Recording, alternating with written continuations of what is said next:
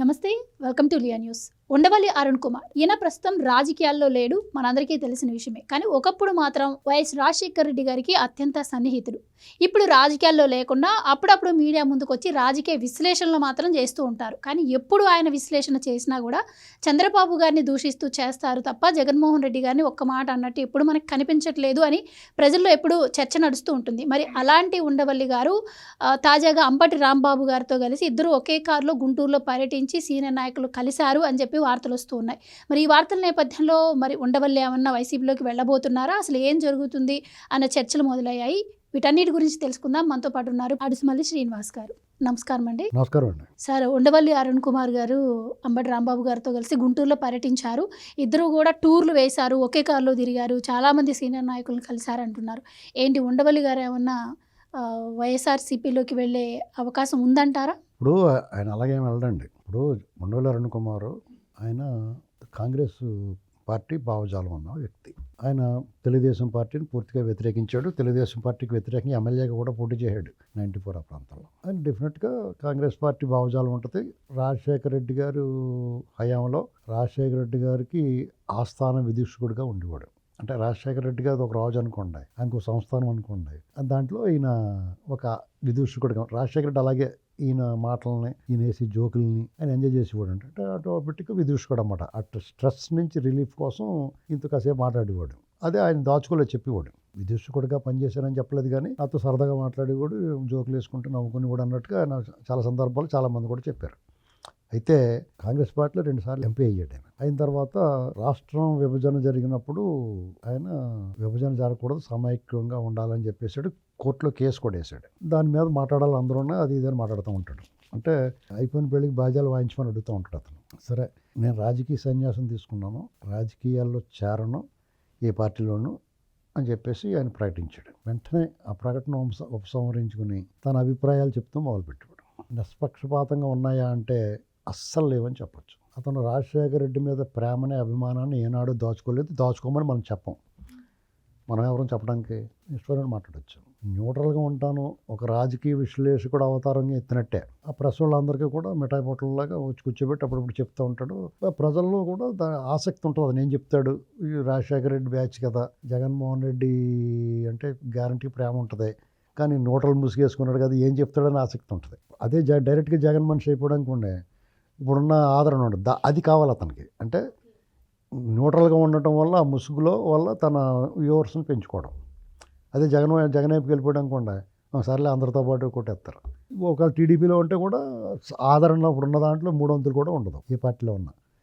అతను జగన్మోహన్ రెడ్డికి హామీ ఇచ్చి ఉంటాడంటే, నీకు ఎంతకైనా ఎలా ఉంటాను, నేను ఎలాగా ఎన్నికల్లో రాజకీయాల్లో పాల్గొను, నేను ఆల్రెడీ 2 సార్లు ఎంపీగా ఉన్నాను, నా పెన్షన్లు వస్తాయి, అన్నీ ఉన్నాయి, బాగానే చేసుకుని ఏదో చేసుకున్నాను, ఎవరికి తెలియకుండా కొంచెం ఏదో పోగొట్టు నాకు పక్కన పెట్టుకున్నాను, నాకు అది చాలు, మీకు మళ్ళీ 100 కోట్లు 1000 కోట్లు అక్కర్లేదు, తృప్తి పడుతున్నాడు, అందుకు దాన్ని మెచ్చుకోవచ్చు. మరి తన విషం కక్కడం అనే కార్యక్రమం టీడీపీ మీద కానీ డెఫినెట్గా అంతర్గతంగా టీడీపీకి మద్దతు ఇచ్చే ప్రధాన సామాజిక వర్గం మీద అతనికి ఒక దుబ్బదేలు ఉంటుంది, లోపల పై కనపడదు. ఇలా వాళ్ళ డేంజర్ అన్నమాట అసలు. అంటే దానికి ఉదాహరణ రామోజీరావు గారు లాంటి మేరు నగదీరుని ఢీకొట్టేను అనేటువంటి పేరు తెచ్చుకోవడం కోసం అతను టార్గెట్ చేశాడు. రాజశేఖర రెడ్డి ప్రోత్సహించాడు, తర్వాత జగన్మోహన్ రెడ్డి కూడా ప్రోత్సహించాడు. తర్వాత ఏం పేకలాగా ఆయన చచ్చిపోయి కూడా వదిలేస్తున్నాను అన్న మాట మాట్లాడాడు. మరి అలాంటి వాటిలో పొజిషన్ అగ్రిగోల్డ్ గురించి మాట్లాడ్డారు. వాళ్ళు కూడా అంతకన్నా రామోజీరావు గారి మీద కంప్లైంట్ ఇచ్చిన వాళ్ళు లేడు, కానీ అగ్రిగోల్డ్ మీద 100 లక్షల మంది కంప్లైంట్ ఇచ్చారు. దాని గురించి మాట్లాడ్డారు. అక్కడ ఆయన చిత్తశుద్ధి అనేటువంటిది బయటపడుతూ ఉంటుంది, ఆయన ఎలాంటి వాడు అనేది తెలుస్తూ ఉంటుంది. 2014 నుంచి 19 వరకు టీడీపీ ప్రభుత్వం మీద ఈ రోదన ఏడ్చినట్టు ఉన్నాడు. మందు బాటిల్ పట్టుకొచ్చి 8 రూపాయలు 50 రూపాయలకి అమ్ముతున్నారు, పోలవరం ప్రాజెక్టు తెగిపోయి రాయమండి మునిగిపోద్ది, పట్టిసీమ ఎవడగట్టమన్నాడో, అమరావతిని విక్రయించడం, ఎగతాళి చేయటం, రకరకాల విన్యాసాలు చేశాడు. అప్పుడు ప్రజల్లో కూడా జగన్మోహన్ రెడ్డి ఒకసారి చూద్దాం అనుకున్నారు. అలాగే అతను గెలిచిన తర్వాత అతని వాదన బలపరిచినట్టే కదా, మరి దాంతో ఇంకా రెచ్చిపోయాడు. కానీ వాళ్ళందరికన్నా దారుణంగా జగన్మోహన్ రెడ్డి గబగబా బట్టలు చూపించాడు, వీళ్ళకి ప్రజలకు చూపించాడు, వీళ్ళకి చూపించాడు. దాని మాట తిరగేసుకోలేకపోయారు. అప్పుడప్పుడు జస్ట్ విమర్శించినట్టు విమర్శించేవారు. అయినా సరే అవసరం వచ్చినట్టు జగన్మోహన్ రెడ్డికి మద్దతుగా మాట్లాడుతూ ఉంటాడు. జగన్మోహన్ రెడ్డిని వీళ్ళందరూ కలిసిన తర్వాత జనసేన టీడీపీ కలిసినప్పుడు ఏమన్నాడు, ఎవరికి కలిసినా కలవకపోయినా జగన్మోహన్ రెడ్డి ఓటమి మాత్రం ఖాయమండి. అప్పుడు ఇది మేము ఈ పొత్తులు గిత్తులు ప్రకటించక ముందే 21లోను 22లోనూ మేము కావాలంటే మేము మాట్లాడినవి ఉంటాయి చూసుకోండి. ఎందుకు ఓడిపోతాడో కూడా చెప్పాం. లక్కీగా అందరూ కలిశారు. కలిసిన వాళ్ళందరికీ పని జరిగింది. ఉభయతారకం. దాని ఇదేదో వీళ్ళు కలిసినారు కాబట్టి జగన్ ఓడిపోయాడని చెప్తున్నాడు. వీళ్ళు కలవపోయినా ఓడిపోతాడు.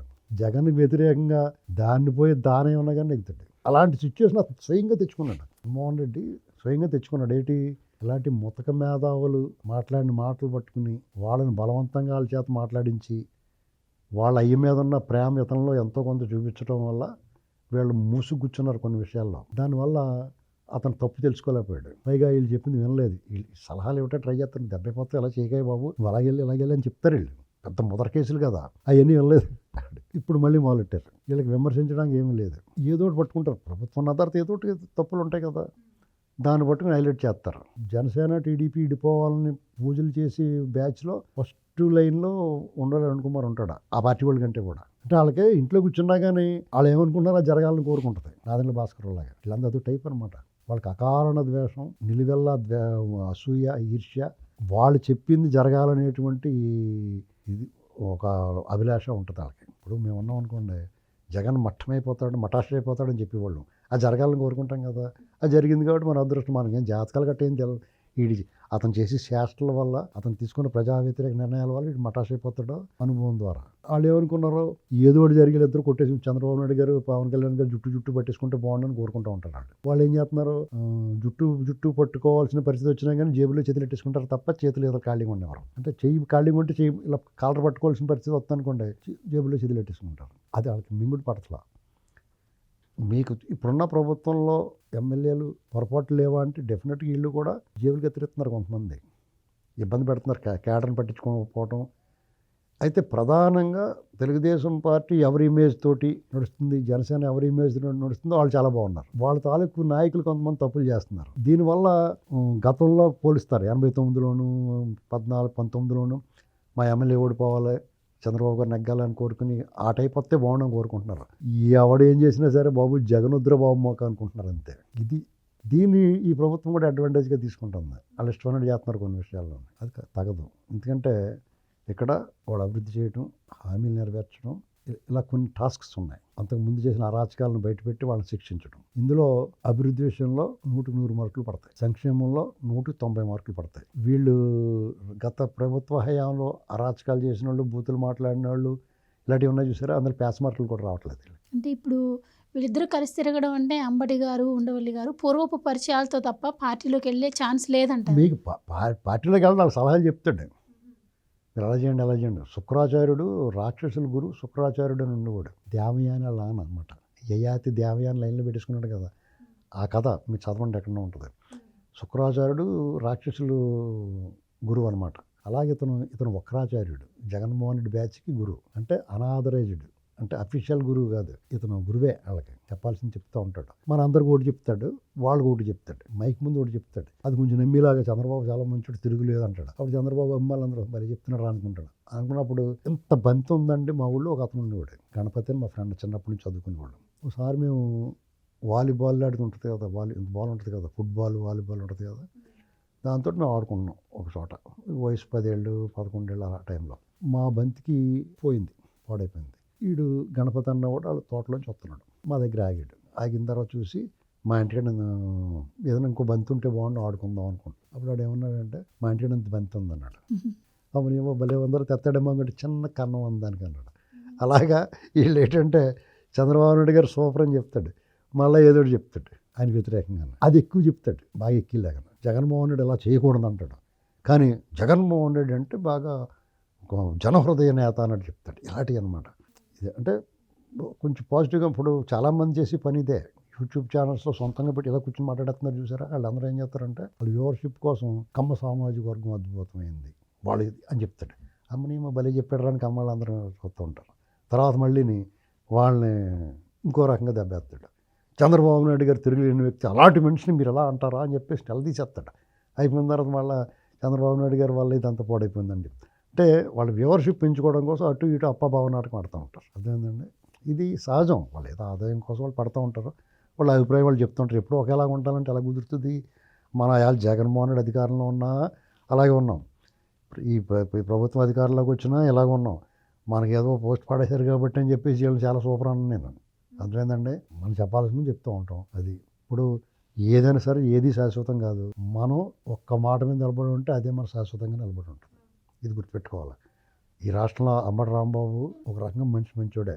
గుణమే గుడిసేడు అంటారు చూసారా రామారావు గారు యమగోళ సినిమాలో మనిషి మంచోడే కానీ గుణం గుడిసేడు అంటారు. అలాగే అతను మనిషి మంచోడే. ఇలాంటి మాటలు చాలా జాగ్రత్తగా మాట్లాడుకుని ఆయన ఉంటే ఈ పార్టీ కాకపోతే ఇంకో పార్టీ, లేదా నీకు రాజకీయ జీవితంలో నువ్వు ఎమ్మెల్యే 2 సార్లు అయిపోయావు, మంత్రి అయ్యావు, ఇంకేం కావాలి నీకు?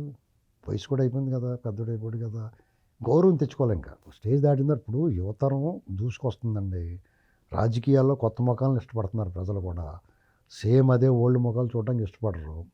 మరీ పరిపాలన దక్షుడై ఆయన తప్ప గతి లేదురా బాబు అనుకున్న వాళ్ళు చంద్రబాబు నాయుడు గారు లాంటి ఉంటే తప్ప మిగతా వాళ్ళంతా తీ అంటారు. పెద్ద పెద్ద సూపర్ స్టార్ హీరోలనే సరిగ్గా చూడట్లేదు. చిరంజీవి గారు ఎంత పెద్ద హీరో ఏంటండి, ఇప్పుడు వాళ్ళ అబ్బాయితో పోటీ పడలేడు రామ్ చరణ్ తోటి. పవన్ కళ్యాణ్కి ఎంత ఇమేజ్ వచ్చేసింది, వాళ్ళ తమ్ముడే కదా. అంటే అలా ఏజ్ అయిపోయిన తర్వాత వాళ్ళు పక్కకి వెళ్తారు, ఇంకొకళ్ళు వస్తూ ఉంటారు అలాగనమాట. కాబట్టి రాజకీయాల్లో కూడా అంతే. అది వాళ్ళు ఎప్పుడు నిలబడద్దు అంటే ఇంక ఈయన లేకపోతే మనం బతకలేమరా బాబు, ఈయనైతేనే మనల్ని కాపాడగలడు అనేటువంటి ఇమేజ్ ఉంటే తప్ప వాళ్ళని భరించరు. పార్టీలు కూడా అందుకని కొత్త ముఖాలని పరిచయం చేస్తూ ఉంటాయి. ఆ కొత్త మొగాలు మంచోళ్ళు అయితే పర్లేదు, వాళ్ళు బలి దొరికిందిరా బాబుని కోతి కొబ్బరి చెప్పి దొరికినట్టు ఈ అధికారాన్ని ఎంజాయ్ చేసేసి తర్వాత మళ్ళీ మా ఇంటి వద్దు అంటున్నారండి నేను వెళ్ళిపోయారు ఇంకా రాజకీయాలు. కొంతమంది చెప్తారు మా ఇంట్లో మా నాన్న వద్దు అంటున్నాడు అని పోతారు. వాళ్ళు అంత శుభ్రంగా ఎంజాయ్ చేసేసి ఇవన్నీ చూసుకోవాలి జాగ్రత్తగా. అయితే 2 అరుణ్ కుమార్ అయినా అంబటి రాంబాబు అయినా ఎన్ని గరగాటలాడినా తలకిందులుగా తపస్సు చేసినా ఎన్ని పిల్లి మొగ్గలు వేసినా వాళ్ళు 2-3 ట్రిప్పుల వరకు వాళ్ళకేం ప్రయోజనం ఉండదు. ఏం మాట్లాడినా ప్రజలకు ఎక్కదు.